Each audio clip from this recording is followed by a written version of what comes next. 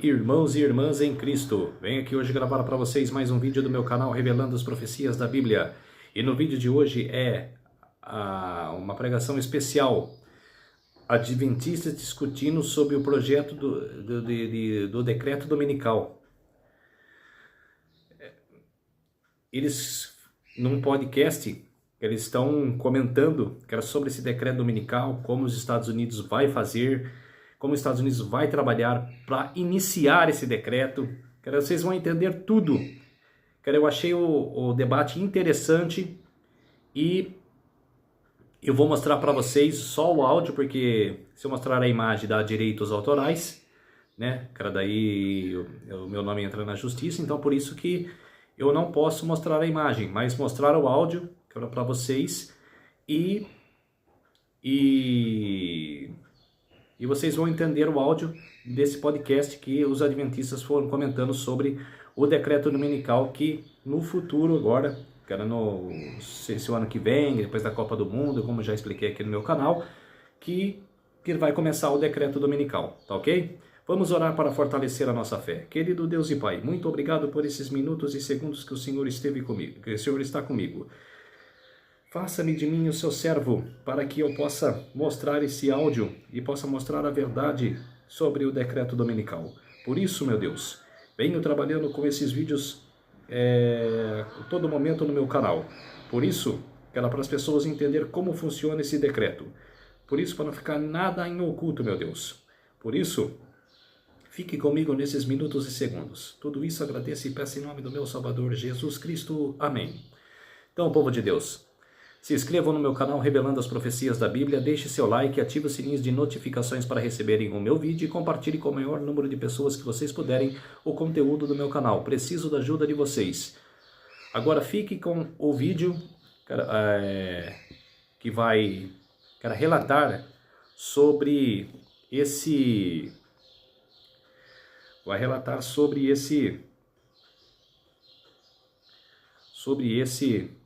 debate lá sobre o decreto dominical.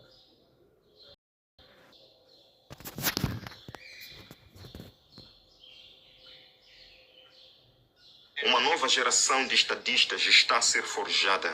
A pergunta é: quem se levantará? Estamos em um momento de oportunidade para restabelecer os fundamentos cristãos que tornaram este país grande. E estamos esperançosos e determinados a conquistá-lo pelo Rei e pela eternidade. Olá, sejam bem-vindos a mais uma apresentação nesta quarta-feira, 4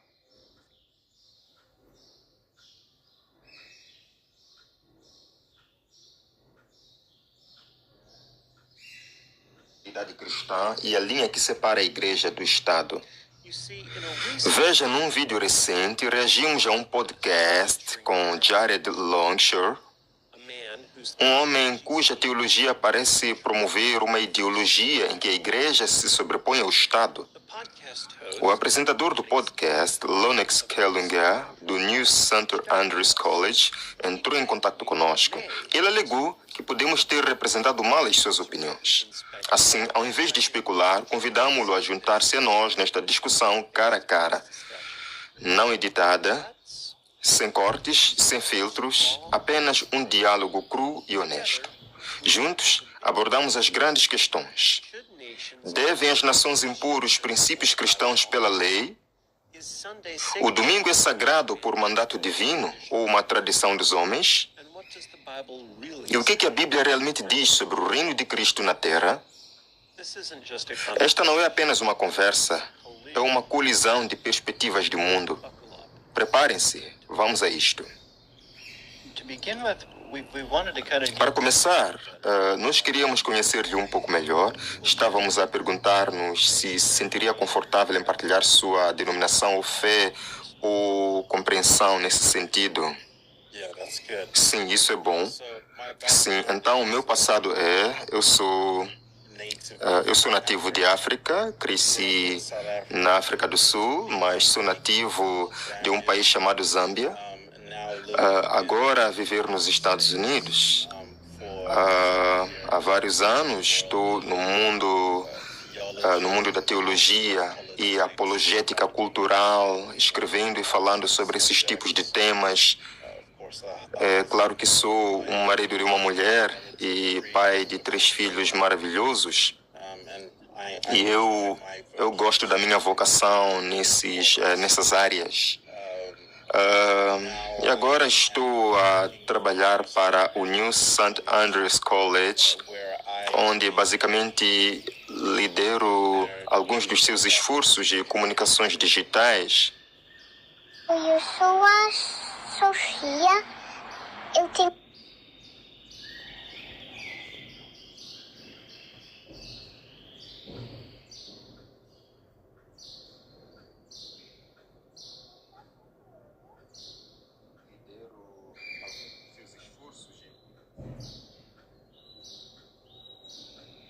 Escrevo para eles, crio todo tipo de conteúdo e algum do conteúdo ao qual você reagiu é um dos meus projetos. Chama-se Of Flames and Crowns, que é na verdade um podcast sobre cultura e como tornar a cultura distintamente cristã. Portanto, isso é um pouco sobre mim. Lennox, podias repetir o nome desse podcast? Estou interessado. Chama-se Of Flames and Crowns. Ok, obrigado. E, portanto, peço desculpas, não percebi bem a denominação. Sim, claro. Então, sou um protestante reformado e cresci reformado. A minha denominação atual é Comunhão de Igrejas Evangélicas Reformadas, também conhecida como CRSC. Está bem? Então é reformado. Entendo com isso que te identificas com um protestante, correto? Sim, está correto. Está bem? Então queria perguntar-te primeiro, um pouco antes de mergulharmos no vídeo, queria entender a tua compreensão, porque mencionaste compreensões escatológicas, algumas diferenças que podemos ter. Para ti, o que significa ser um protestante? O que protestas? Sim, basicamente, o que protestamos como protestantes é a ideia de que Roma tem uma autoridade acima da Escritura, certo? Nós entendemos que Cristo é o único Senhor. Nós entendemos que Ele falou através da sua palavra e que a sua Escritura é infalível, isenta de erros e totalmente suficiente e autoritária. Assim, a palavra de Deus tem precedência sobre qualquer opinião humana, certo? E assim, na nossa compreensão como protestantes, estamos a rejeitar o que Roma tem frequentemente ensinado, onde o pontífice teria algum tipo de autoridade sobre todas as coisas, em vez de Cristo, em vez da palavra de Deus. Portanto, de uma forma básica, é isso que eu entenderia por ser protestante. Então eu queria desenvolver isso rapidamente. Você acredita então, obviamente, você tem algumas preocupações sobre o pontífice. Você acredita com os reformadores que o Papa é o anticristo? Acho que ele é uma espécie de anticristo. Não acho que haja necessariamente uma única interpretação do que é o anticristo. Diria geralmente que o anticristo seria qualquer forma de idolatria ou alguma figura idólatra que submina a pessoa e a obra de Jesus Cristo, certo? Sabe, eu tenho aqui um documento apenas a passar por alguns dos reformadores e você sabe, posso ver aqui desde o século XIV com Dante, Walter, John Huss, Jerônimo, Martinho Lutero, Felipe Melanchthon, Andres, Jonah Funk e Billinger, William Tyndale, John Kramer, John Bale, John Will, John Fox, John Knox, até João Calvino, associado à religião reformada. Todos identificaram o Papa como anticristo. Eu estava apenas curioso ao identificar-se como reformado. Discorda de todos os reformadores? Da posição deles? Não, na verdade, eu não discordo deles de tudo. Acho que o Papa, nesse sentido, é uma espécie de anticristo, uma das muitas expressões do que o anticristo seria. Portanto, afirmo plenamente o que eles diriam sobre isso. Certo. E eu entendo que a sua contestação na altura e nesse contexto era mais profunda. E esse era o problema com o qual estavam a lidar de forma muito direta. Sim, e eles continuaram com isso durante centenas de anos. Quero dizer, foi algo por mais de 8 séculos. Podemos fornecer provas para você. Gostaria de fazer uma pergunta de clarificação, Lennox, se não te importas. Isto não é para ser antagonista, eu só quero entender. Parece que estás a dizer que uma definição contextual de anticristo na altura, no seu contexto, sim, ele era um anticristo, mas parece que estás a dizer que isso não se aplica especificamente hoje. Estou a entender mal? Venda no cartão em segundos usando apenas o celular. Selecione o valor e método de pagamento. Quer dizer que isso não se aplica especificamente hoje. Estou a entender mal? Eu diria que isso continua a ser uma questão que persiste até hoje, mas eu diria que podem existir vários tipos de anticristo.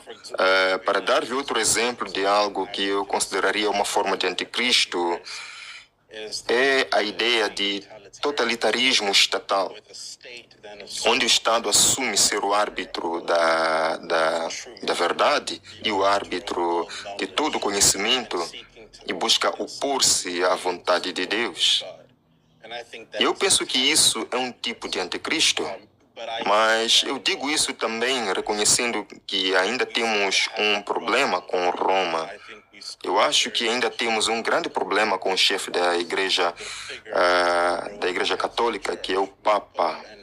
Eu acho que isso deve ser rejeitado. E assim, esses anticristos, como eu diria, devem ser refutados. Portanto, isto de maneira nenhuma pretende diminuir o que muitos dos reformadores disseram, referindo-se ao Papa como anticristo, mas apenas para dizer que eu não limitava isso apenas ao Papa como anticristo. Certo. Então, eu quero abrir isso um pouco mais. Talvez você possa nos contar um pouco sobre... você mencionou o nosso vídeo por ter distorcido a sua posição. Então, você poderia nos contar um pouco sobre isso? Sim, certamente. Primeiro, devo dizer que sinto-me muito grato pela sua disposição para ter esta conversa e até pela sua disposição para entrar nos detalhes daquela conversa específica. Penso que, de muitas formas, senti, embora e eu acho que a nossa posição foi mal interpretada, acho que pareceu que estávamos simplesmente a falar de uma ideia coerciva do Estado.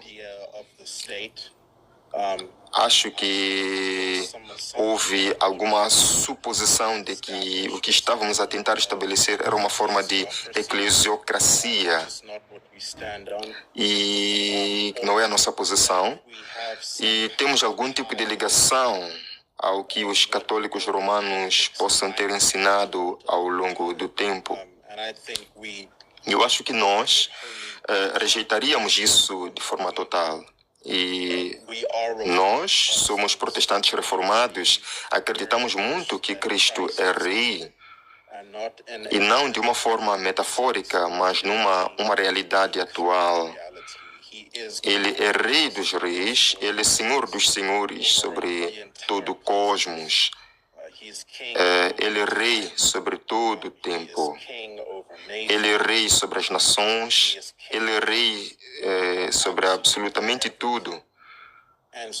E, portanto, a nossa compreensão da lei de Deus é que esta é uma lei que é boa para a humanidade, é boa para o homem. Quando Adão foi colocado no jardim em Gênesis, mesmo assim lhe foi dada uma lei que essencialmente se resumia a não desobedecer a Deus, não comendo deste fruto.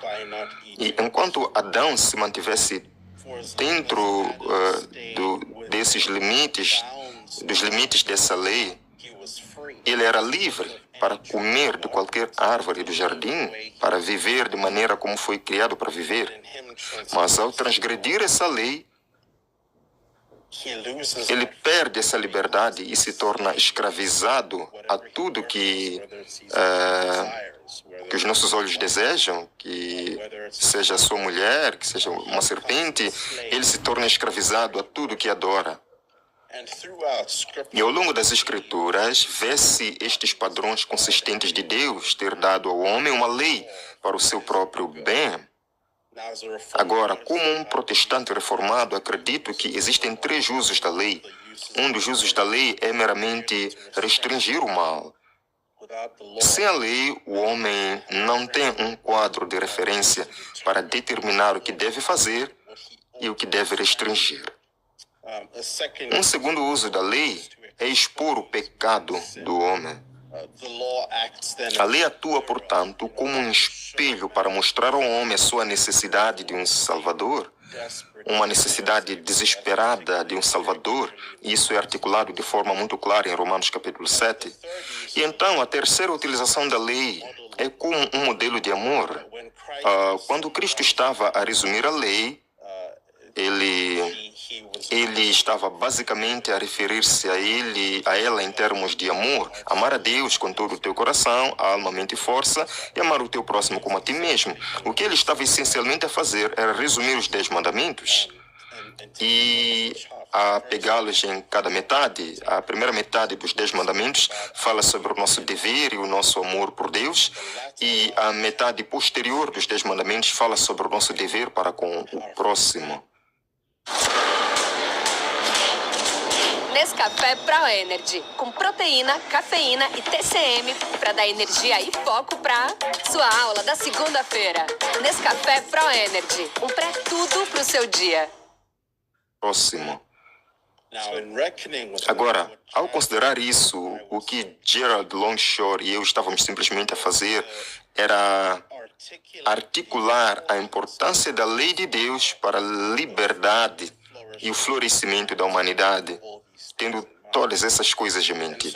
Assim, quando falamos sobre impor a lei de Deus, não estamos a pensar nisso em termos de algum tipo de, você sabe, apontar uma arma à cabeça de alguém, mas reconhecendo que esta lei é o fundamento sobre o qual a liberdade e o florescimento têm sido uma realidade desde o início.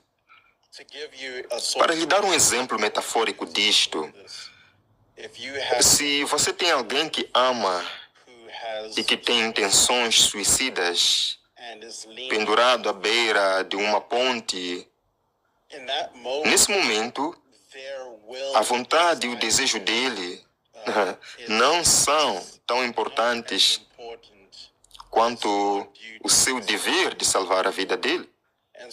E assim, quando falamos sobre impor a lei, estamos a fazê-lo para o bem do homem, e não tanto de uma maneira que interrompa o homem ou que o destrua, ou que nos faça orgulhosamente bater no peito em relação a outras pessoas.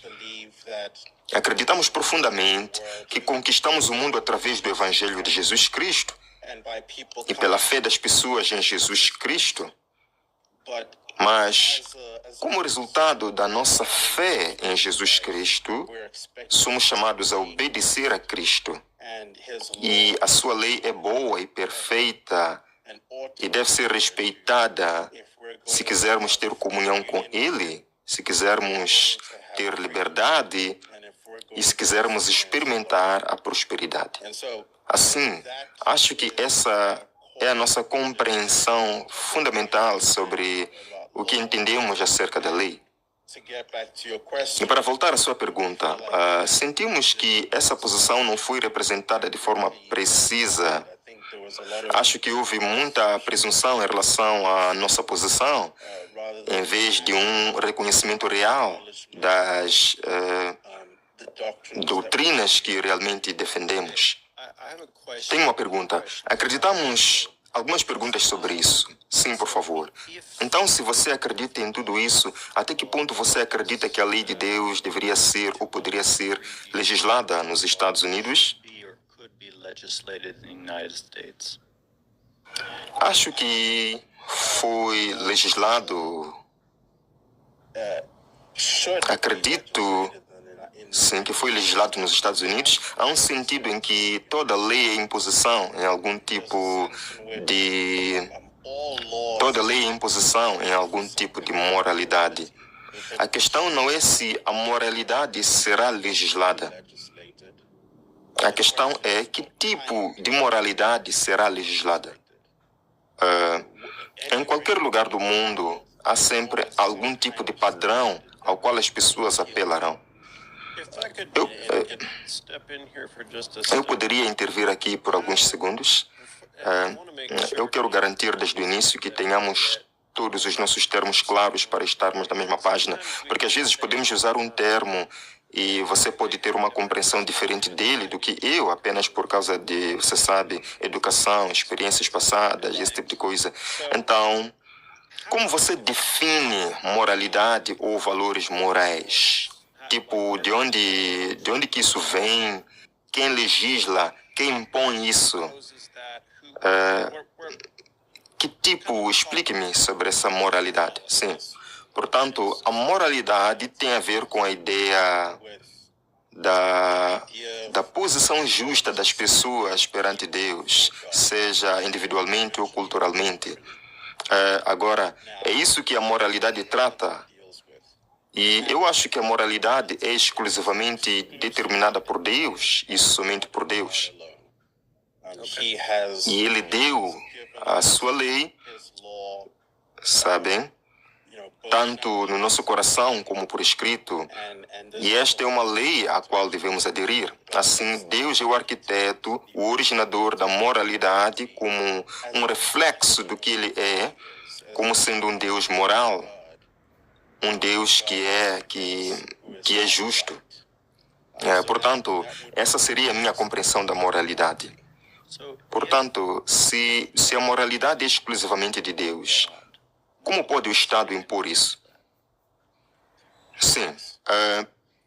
Então eu diria que isto, para voltar um pouco atrás, precisamos reconhecer que Cristo é Rei. E eu acho que isso é algo importante para sublinhar antes de tudo. Cristo é Rei. E Ele reina sobre tudo. O que significa que a sua palavra se aplica a todas as coisas. A sua palavra consiste na sua lei, que também deve aplicar-se a todas as coisas.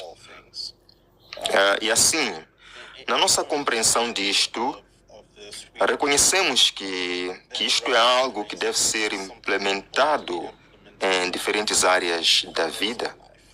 Então, eu acredito que Cristo nos deu, diria de forma fundamental, 4 tipos de governos. Algumas pessoas dirão 3, outras dirão 4.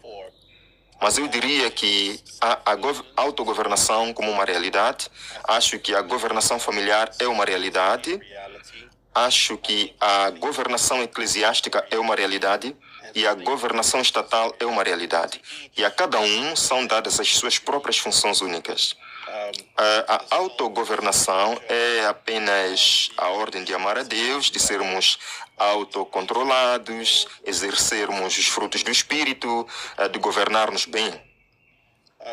A esfera da família, Deus deu as responsabilidades distintas de saúde, educação e bem-estar. Este é o padrão que vemos nas Escrituras.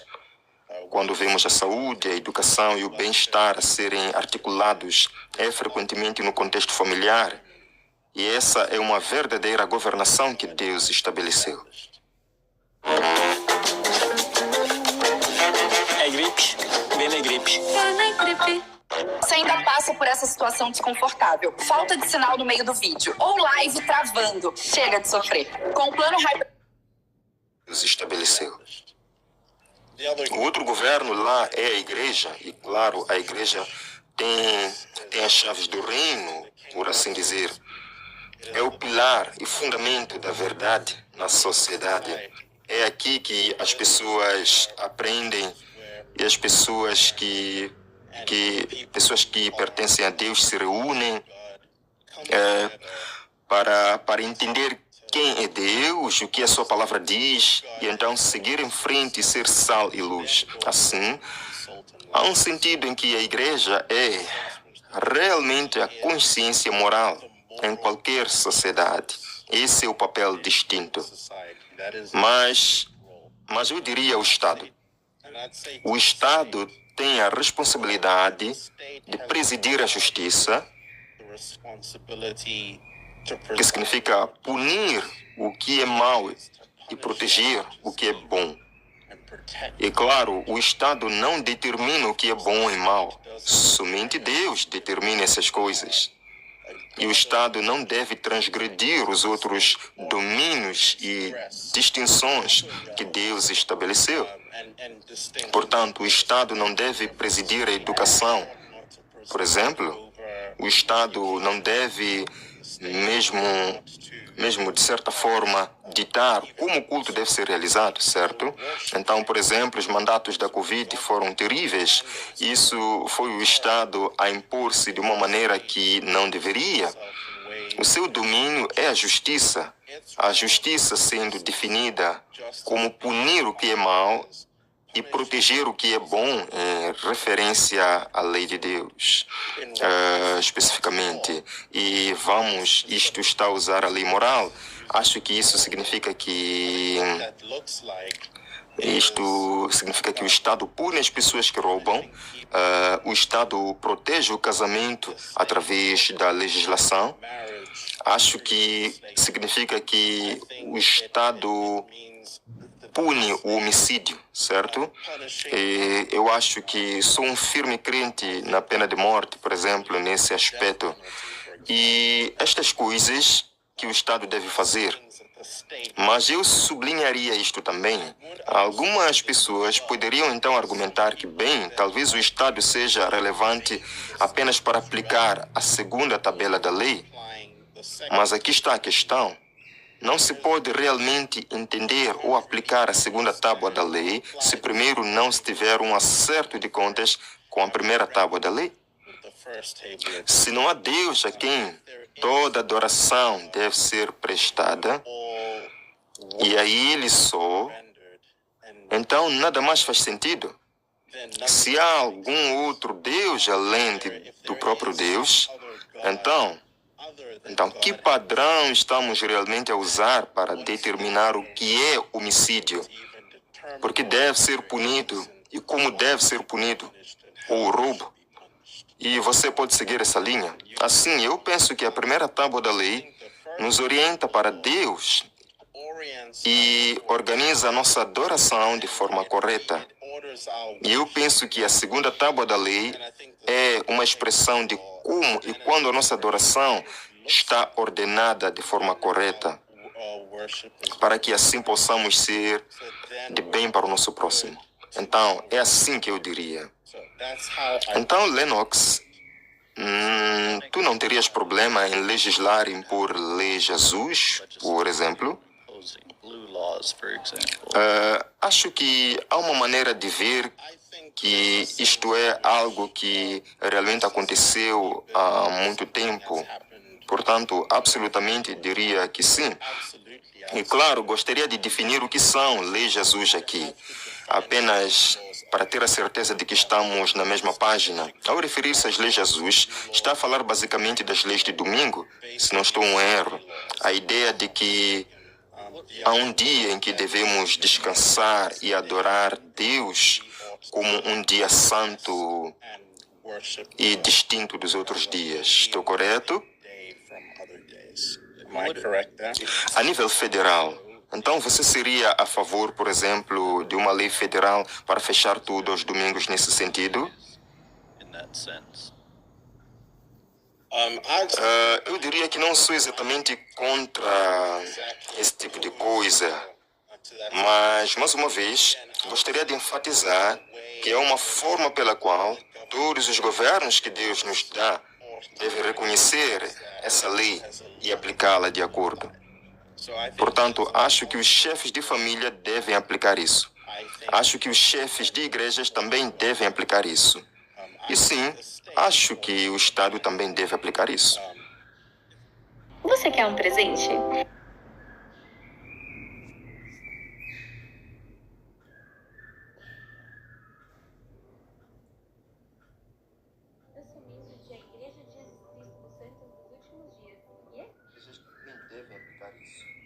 E sim, acho que o Estado também deve aplicar isso.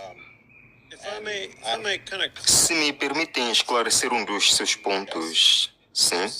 Você disse que a igreja detém as chaves, basicamente, do reino, certo?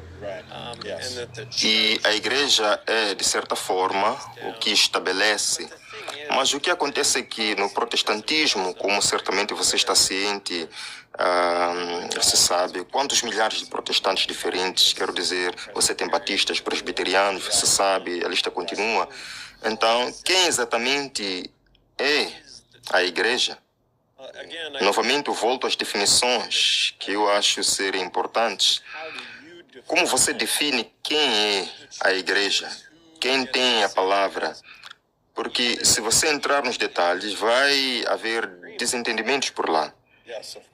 Sim, claro. Eu acho que a igreja, de forma muito simples, são pessoas que se reuniram para afirmar as verdades centrais da Bíblia. Eu penso que um dos credos a que me referiria mais diretamente seria o credo dos apóstolos. Qualquer pessoa que possa afirmar os ensinamentos do credo dos apóstolos, eu acho que deve ser considerada cristã. E qualquer um que possa afirmar isso, eu acho que deveria ser considerado parte da igreja, independentemente da distinção denominacional. Eu penso que há certas verdades centrais que têm que ser realidade. Acho que tem de haver uma compreensão acerca de quem é Deus, como rei soberano, como governante de todas as coisas, o fato de que Deus é uma entidade, uma única entidade, um ser, e que Ele é também três em um. Ele existe como Deus Pai, Deus Filho, Deus Espírito Santo, distintos e ainda assim unificados, uma entidade, um Deus, e reconhecendo principalmente, especialmente com muitos dos debates que aconteceram na história, que Cristo é Deus, não como Deus, nem sequer meramente igual a Deus, mas o fato de que Ele é Deus. E por isso, sublinhando isso, e cada pessoa distinta da Trindade, e também o seu trabalho. Portanto, eu acho que qualquer um que afirmasse essas distintivas deveria ser considerado um cristão, e por virtude de serem considerados cristãos, seriam considerados o povo reunido de Deus, eclésia, o povo reunido de Deus. Eu tinha algumas coisas que queria esclarecer consigo, mas uma vez, obrigado por estar disposto a vir e dialogar conosco. Claro, não, obrigado. Você disse, e esclareça se estou errado, não quero pôr palavras na sua boca de forma alguma, mas que havia um dever de impor a lei, certo? Pode dar-me um exemplo bíblico para isso? Sim, eu penso que, de novo, está gravado ao longo da Bíblia, certo? Começa então na criação, com Deus a dar uma lei a Adão. Isso é colocado mais uma vez de forma muito profunda na lei que Deus dá a Moisés. E vê-se iterações diferentes disso, até mesmo no Novo Testamento, como Paulo, por exemplo, exigiria certas coisas das pessoas. Na verdade, mesmo antes de chegarmos a Paulo, Jesus Cristo a sublinhar o fato de que ele não veio abolir a lei, mas veio essencialmente cumpri-la. Ele ainda propõe o fato de que devemos amar o nosso próximo como a nós mesmos. Ele propõe o fato de que devemos amar a Deus com todo o nosso coração, alma, mente e força, e amar o próximo como a nós mesmos. Assim, é como ele colocou isso na íntegra. E assim como você vê a lei nesse sentido, é inevitável, mas há algumas passagens que posso mencionar aqui de forma muito específica. Se a sua pergunta está relacionada ao Estado, posso referir-me a Romanos capítulo 13. Podemos puxar isso, a minha Bíblia. Romanos capítulo 13, eu acho que isso nos dá um exemplo muito claro do que o Estado é para... E eu vou ler da versão standard inglesa aqui. E diz o seguinte: cada pessoa esteja sujeita às autoridades governamentais, pois não há autoridade que não venha de Deus, e as que existem foram instituídas por Deus. Portanto, quem resiste às autoridades, resiste ao que Deus designou, e aqueles que resistem incorrerão em juízo, pois os governantes não são um terror à boa conduta, mas à má. Terias medo daquele que está na autoridade? Então faz o que é bom e receberás a sua aprovação, pois ele é o servo de Deus para o teu bem.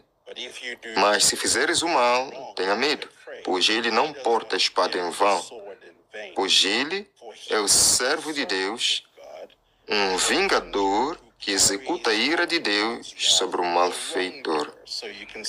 E, portanto, você pode ver essa terminologia moral lá, uma referência à lei.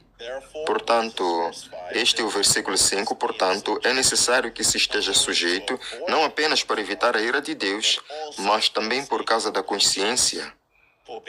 Porque por isso também pagam impostos, pois os governantes são ministros de Deus, dedicando-se precisamente a isso. Certo? E isso continua. E claro, como o restante da passagem é incrível, porque aqui começa a falar sobre o papel do Estado e o fato de que Deus nos deu o Estado como um ministro da justiça. Essa é a terminologia aqui. Mas então continua a falar sobre a necessidade de amar uns aos outros, certo? E, portanto, sempre que ouvir esta terminologia em termos de crime e de bem e mal, esses são essencialmente termos morais. Umas questões relacionadas com a lei são fundamentalmente questões de moralidade. Mas quando... Sim, vá em frente. Peço desculpas por interromper-te aqui, não quero interromper-te. Ainda está perdendo vendas por não aceitar cartão?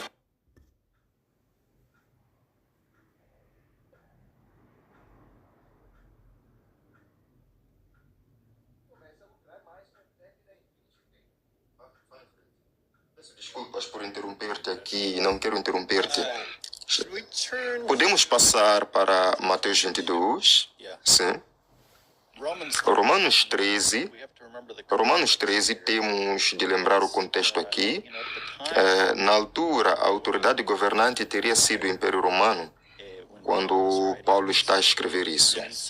E assim, eu acho interessante em Romanos 13, onde ele começa a discussão sobre tributo, é quando o próprio sermão de Cristo, em Mateus 22, com a moeda. E Mateus pega esta moeda porque os fariseus estavam tentando apanhá-lo e enredá-lo nas suas palavras. E ele deixa isso muito claro. Ele diz: de quem é esta inscrição sobre a moeda? A render a César o que é de César e a Deus o que é de Deus. Este tem sido um princípio ao qual os protestantes têm recorrido há muito tempo em matérias de liberdade religiosa, reconhecendo que o princípio de Cristo aqui afirmava que o Estado tinha uma autoridade para governar em matérias civis, em questões civis. E no dicionário de Webster, civil era definido como a relação entre um homem e outro homem, ou um Estado, certo? Mas em matérias de moralidade, os Estados Unidos não são construídos sobre um governo moral, somos construídos sobre um governo civil. Mas como você pode separar a moralidade das realidades civis? Em que se baseia o seu direito civil, se não na moralidade? A única, e aqui está o problema, está na nova aliança em Hebreus 8. A lei de Cristo está escrita nos nossos corações. Não existe consciência de nenhum homem nesta nação inteira que o Estado possa ler e invadir. A única coisa que o Estado tem alguma autoridade externa para fazer, ou alguma capacidade de fazer, é observar o comportamento exterior, comportamento civil. Eles não podem, ninguém pode ler a mente de um homem. Portanto, Cristo deixou muito claro que na inscrição de quem era o nome, quando se fala sobre assuntos que dizem respeito a Deus, quando se fala sobre coisas como Lei Jesus, por exemplo, que tem a inscrição ou o nome de Deus, não cabe a César legislar sobre isso.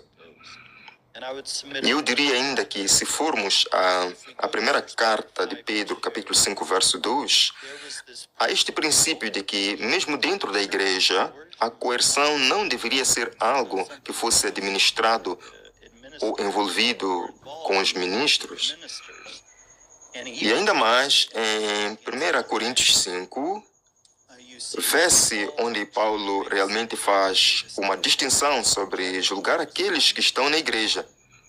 Mas ele lava as mãos em relação aos de fora da igreja. Que tenho eu em julgar os de fora? Assim, qualquer ministro que tenta julgar aqueles de fora da igreja e usa a autoridade civil para fazê-lo, remete aos mesmos princípios que o catolicismo romano usou na Idade Média e na Inquisição. E posso acrescentar a isso a posição de J. Jared Longshore sobre um teste para cargos civis, especificamente por parte do governo eclesiástico para alguém que supostamente está na igreja. É na realidade um argumento de que os mesmos princípios sobre os quais o catolicismo se baseia, tendo um governante eclesiástico que possui as chaves do reino, mas não ninguém mais. Além disso, é uma violação do artigo 6 da Constituição ao estabelecer e impor um texto religioso para o cargo.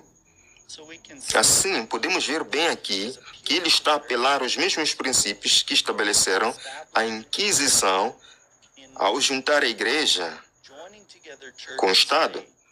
E, como sabem, na profecia bíblica, podemos ir a Apocalipse 17, onde vimos, e os protestantes durante séculos reconheceram, que esta mulher, representante da igreja romana, que montou a besta, unindo assim a igreja e o Estado, está até refletido na bandeira do Vaticano, onde se encontram as chaves prateada e dourada do poder civil e temporal, que estão ligadas por um cordão vermelho de unidade.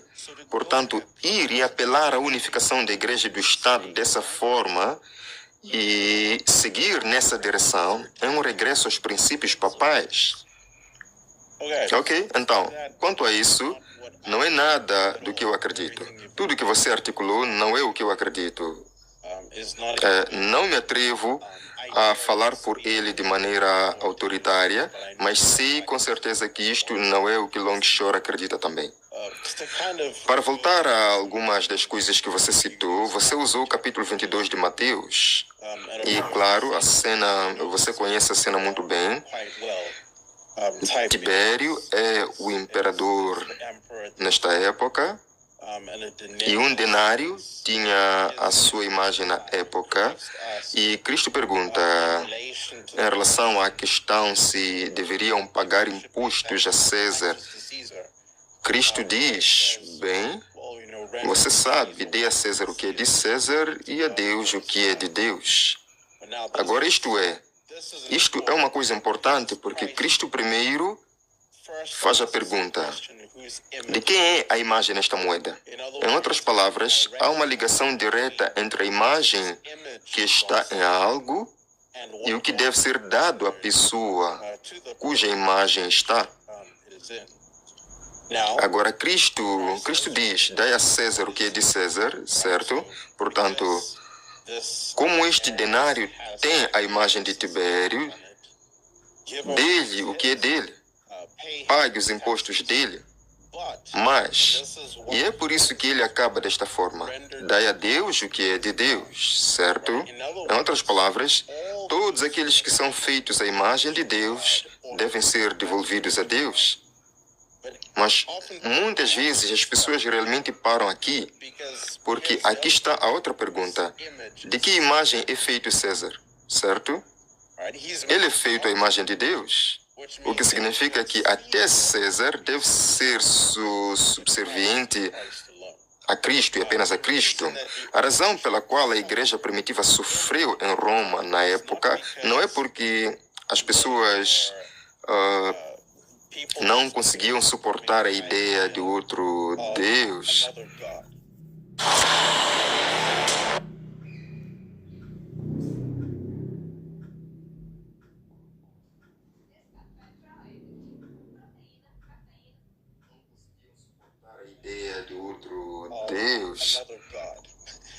É o fato de que este Deus em que os cristãos acreditavam era um Deus que efetivamente aniquilava a posição do imperador como uma forma de divindade nas suas mentes. E é por isso que uma declaração como esta tinha ramificações políticas incríveis. Outro texto que você apontou foi Pedro.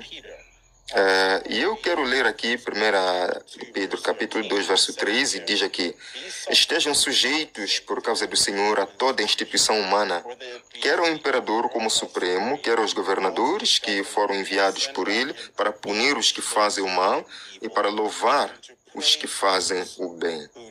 Certo? Portanto, aqui novamente você realmente vê este imperativo para o Estado executar a justiça, para o Estado proteger aquilo que é bom e punir aquilo que é mal. Não é a passagem que você acabou de ler. Isso não tem a ver, isto é 1 Pedro capítulo 2, isso não tem a ver com desobediência e tratar as pessoas com gentileza e honrar as pessoas na sua comunidade. Não é legislar a lei de Deus por si só. Eu não leio isso. Portanto, não envergonhe a fé cristã quando estiver fora e sobre a comunidade. Não diga: bem, eu só respondo a Deus, não estou a responder a você. Era isso que ele lhe dava. Bem, eu diria que aqui está a questão, e aqui está a pergunta mais importante. Se não estás a legislar a moral, o que estás então a legislar? Comportamento civil. E em que isso se encarou? Qual é o padrão que determina o que deve ser o comportamento civil?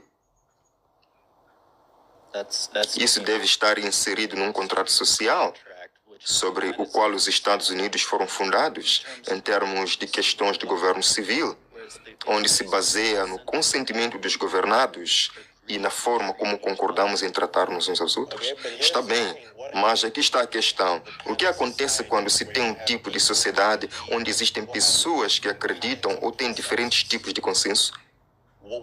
Aqui apelas como um padrão último para determinar o que é a moralidade objetiva? A Deus no juízo. Esse é o negócio de Deus julgar no juízo, mas não é da nossa conta. E o próprio Paulo foi muito claro neste princípio. O que tenho eu a ver em julgar os de fora da igreja, volta a 1 Coríntios 5, onde ele não se coloca nessa posição, porque os apóstolos ensinaram repetidamente sobre um dia de juízo em que Deus julgaria o mundo. Podemos esclarecer. Posso esclarecer uma pequena coisa antes de continuarmos? Porque quero ter certeza novamente de que tudo é sobre fazer com que as nossas definições estejam corretas. Fizeste um ponto interessante mais cedo. Disseste que se estás a ajudar alguém que está em suicídio, vais fazer algo mesmo que essa pessoa não queira, certo? Certo. Agora, estás agora a aplicar isso a um nível nacional, certo? Estás a aplicar isso basicamente para dizer, ok, mesmo tu, ateu, vais ter que respeitar o que estamos a dizer, seja a tua última tabela da lei, ou a lei da primeira tabela, como lei Jesus, ou o que quer que seja, certo? Vamos impor isto a ti. Bem, já que somos todos uma irmandade mundial, se quiseres, isso não significa que esse sistema, em última análise, também deveria ser aplicado a outras nações, quer elas concordem ou não? Então, para responder à tua pergunta de forma muito direta, Alex diria que sim. Qual é a diferença entre, portanto, a tua resposta é sim, mas qual é a diferença entre isso e ir numa cruzada? Deixe-me responder a isto da maneira que o Senhor respondeu, certo? Mateus capítulo 28, e vou ler isto. Isto é claro, muito familiar para aqueles que conhecem a grande comissão. Lendo a partir do versículo 16, diz aqui: agora os 11 discípulos foram para Galileia, para o monte que Jesus lhes havia indicado, e quando o viram, o adoraram, mas alguns duvidaram. E Jesus aproximou-se e disse-lhes: toda a autoridade no céu e na terra me foi dada. Portanto, ide e fazei discípulos de todas as nações, batizando-os em nome do Pai, do Filho e do Espírito Santo, ensinando-os a observar tudo o que vos tenho ordenado. E eis que estou convosco todos os dias, até o fim dos tempos. E eu concordo com esse ponto, mas você está familiarizado com outro versículo, e eu preciso encontrá-lo aqui. Diz, eu tenho certeza de que você já ouviu isso antes: meu reino não é deste mundo, caso contrário, meus servos lutariam. João 18:36, certo? Então, dizer que é aceitável ir a uma cruzada, basicamente, e fazer com que essas outras coisas, ele está literalmente nos dando a ordem de, caso contrário, meus servos lutariam, certo? Bem, irmãos, aqui está. Então, povo de Deus, essa foi o podcast dos Adventistas discutindo sobre